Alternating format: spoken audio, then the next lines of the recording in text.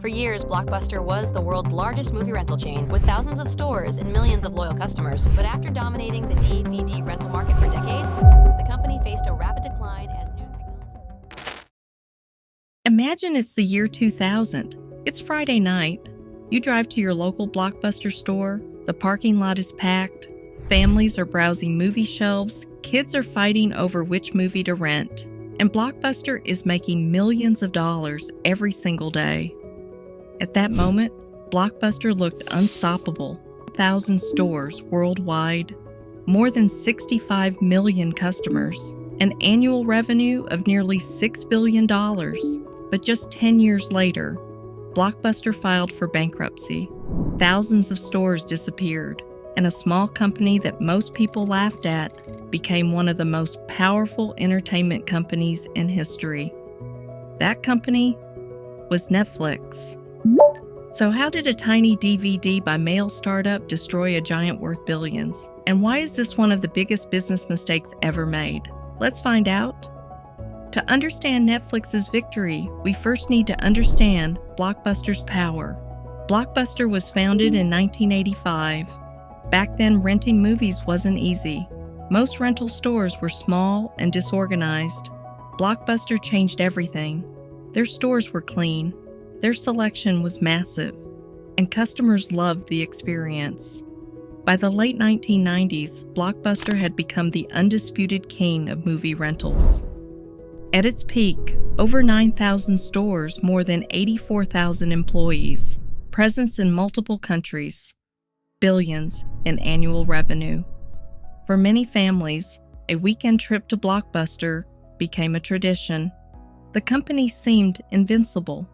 But hidden beneath all that success was a dangerous weakness. Blockbuster made a huge portion of its profits from something customers hated: late fees. If you returned a movie late, you paid extra.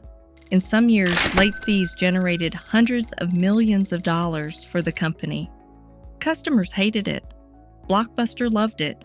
And that's where Netflix saw an opportunity, the crazy idea nobody believed. In 1997, two entrepreneurs, Reed Hastings and Mark Randolph, started Netflix.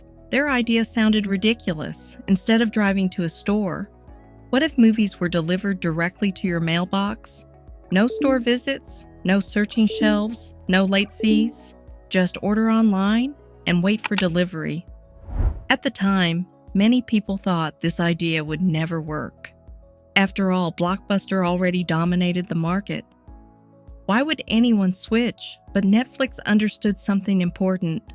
People didn't love renting movies. They loved watching movies. And Netflix removed all the annoying parts of the process. Slowly, customers began to notice. The $50 million mistake now comes one of the most famous moments in business history. In the year 2000, Netflix was struggling. The company wasn't profitable. The dot-com crash was hurting technology startups. Netflix needed help. So Reed Hastings approached Blockbuster with an offer. Netflix wanted Blockbuster to buy the company. The asking price? Just $50 million. Today that sounds unbelievable because Netflix is now worth hundreds of billions. But back then, Blockbuster executives reportedly laughed at the idea. They believed Netflix was a niche business. They believed stores would always win, and they said no. That decision would become one of the most expensive mistakes in corporate history. Because while Blockbuster stayed focused on stores, Netflix kept evolving. Blockbuster's fatal mistake. Many people think Netflix won because of better technology. That's only part of the story.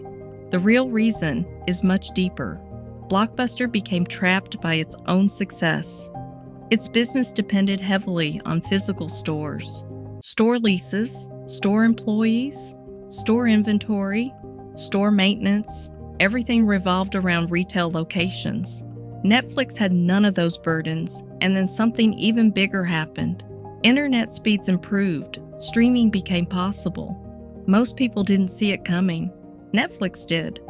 While Blockbuster focused on protecting its existing business, Netflix focused on creating the future, and those are very different strategies. One protects the past, the other builds tomorrow.